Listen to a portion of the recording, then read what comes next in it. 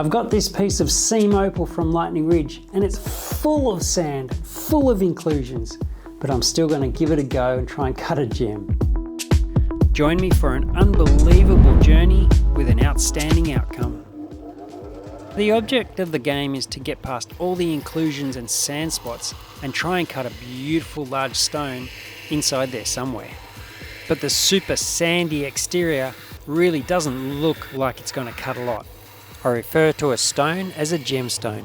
So there's probably only a chance of a stone sitting either here or here in this half of the stone. I think the rest of it is probably a little bit too messed up. That light does go in a fair way there, so that has a chance in there as well.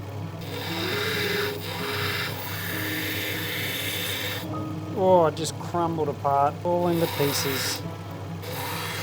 The amount of sand in this piece shows me that I've got a small percentage chance of cutting a gem. Well, you can see that these sand spots just are riddled inside the piece. And my hopes are starting to wear thin. Wow, I haven't seen a piece have this much sand consistently just throughout the whole piece. I think it's time to do some slicing actually.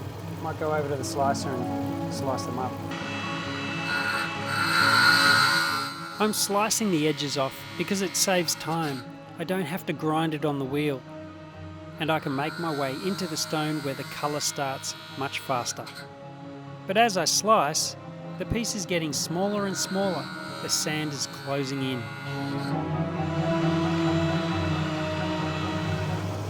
These are the extra pieces I've sliced off. And I think this one and maybe this one has a stone inside it. And a bit of a blue webby piece there. Let's just get that water going a bit more again. I'll just do a little test on here to see what that colour bar is doing. It's always a good idea to test the smaller pieces first to see what the opal's actually going to do. It gives you a little bit of an insight. I'll save that for the finer wheel. Quick look on here. Oh, wow, that just broke off again. Alright, let's just clean this up a bit more. After cutting those smaller pieces and seeing the colours just disappear because of the inclusions, it's not looking good. A little sign of some maybe deeper down, could be something clean in there.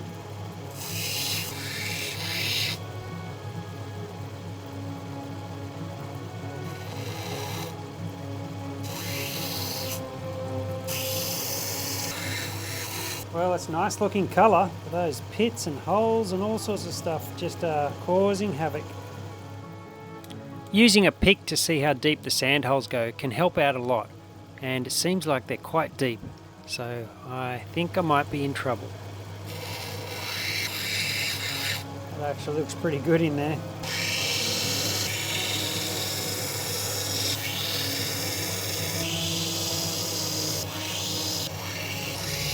Oh, I like that colour there.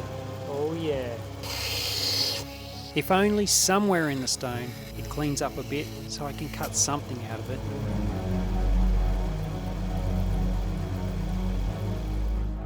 It's looking like it has potential. Come on.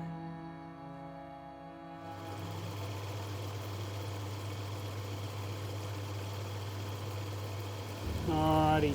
It's looking like the stone is in there. So I grind all the little bits of excess off the edges, all the sand spots as much as I can, and some off the back as well, to give it a little bit more shape, and hopefully I've got a resemblance of a gemstone.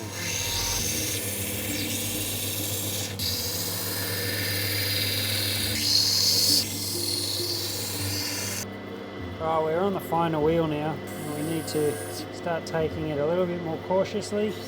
The finer wheel means the diamonds impregnated in this grinding wheel are much smaller than the last one, which puts less scratches or smaller scratches into the stone, and I can work slower and more precisely to try and get a beautiful gem.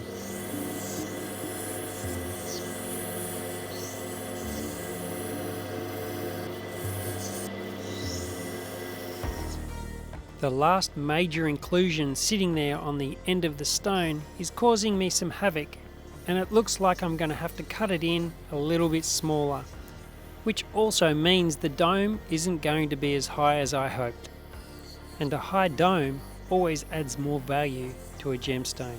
It gives you that 3D colour on colour that I love so much.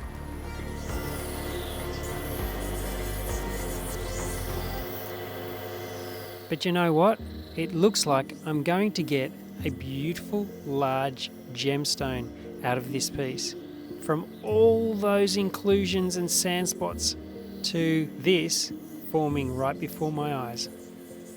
Well, I gotta say, with the amount of sand that was in that opal to what I've got out now is pretty amazing. Didn't think it'd be that clean. I'm very happy. From what I thought I'd be getting a 3 to 4 carat gem to a 16 carat preform, which is a rub, that is pretty impressive. You gotta love it when a risk pays off.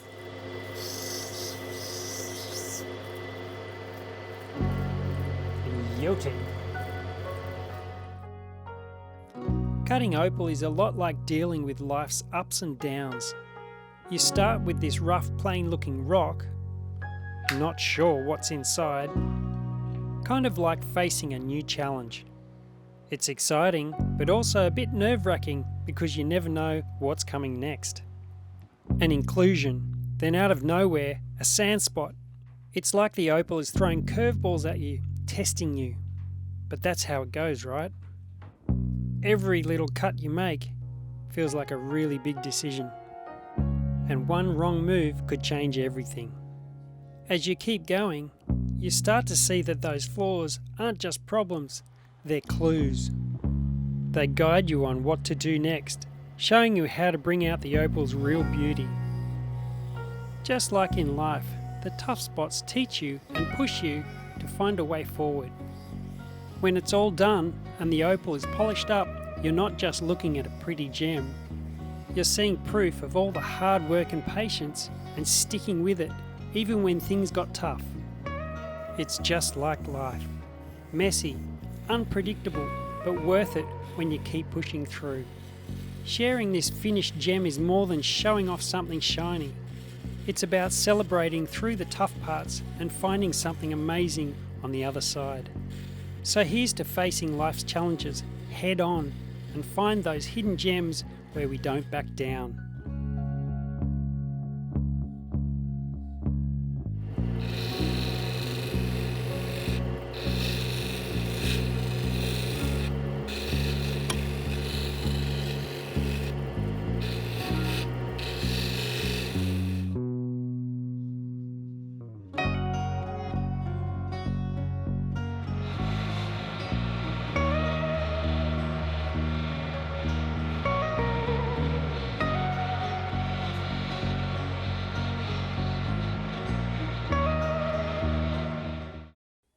To go from something that was really sandy and didn't look like much to an absolute cracking gem is such a nice relief and a feeling of accomplishment.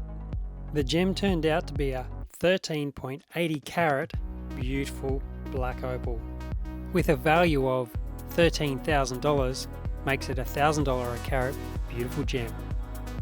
And we can't forget the piece I sliced off, a little 0.59 carat dark opal worth around about $300. An unbelievable journey from a rough piece to these two beautiful gems. I loved it, enjoyed every minute. Thanks for watching, and we'll see you next time.